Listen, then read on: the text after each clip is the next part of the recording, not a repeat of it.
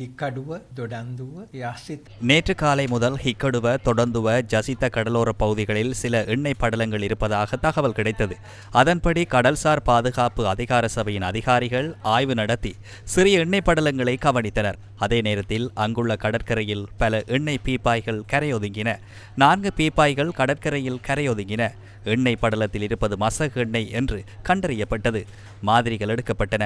மாதிரிகள் சீல் பண்ணப்பட்டு பின்னர் மேலும் ஆய்வுக்காக பெட்ரோலிய கூட்டுத்தாபனத்திற்கு அனுப்ப தீர்மானிக்கப்பட்டுள்ளது. இன்று 8ஆம் தேதி மற்றொரு பீப்பாய் வந்தது. இதுவும் இதே போன்றது. இந்த பீப்பாய்களில் எந்த அடையாளங்களும் எழுத்துக்களும் இல்லை. எனவே இது எங்கிருந்து வந்தது, எந்த கப்பலில் இருந்து வந்தது, எங்கிருந்து வந்தது என்பதை யாராலும் உறுதியாக சொல்ல முடியாது. இன்று வந்த பீப்பாய் பரவலாக சேதமடைந்தது. கொட்டப்பட்ட எண்ணெய் கரைகளை பெரும்பாலும் யூகிக்க முடியும். இது மசகு எண்ணெய் பீப்பாய்களில் இருந்து கசிந்ததாக இருக்கலாம். எங்கள் அதிகாரிகள் இன்று ஆழ்கடல் கண்காணிப்பு பயணத்திற்கு சென்றனர். அங்கு புதிதாக எதுவும் இதுவரை பதிவாகவில்லை.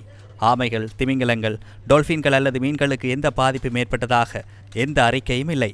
தெற்கு கடற்கரையிலிருந்து போர் சூழலில் இந்த கப்பல் சேதமடைந்ததா, இந்த எண்ணெய் முதலில் யாரிடமிருந்து வந்தது என்பதை கண்டுபிடிக்க வேண்டும். இதுபோன்ற விடயங்கள் இப்போது அடிக்கடி நடக்கின்றன.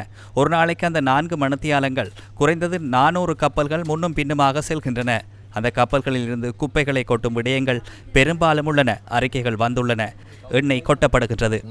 දැනුවත් හොන දැනත්ව දෙකම සිද්ධ වෙනවා.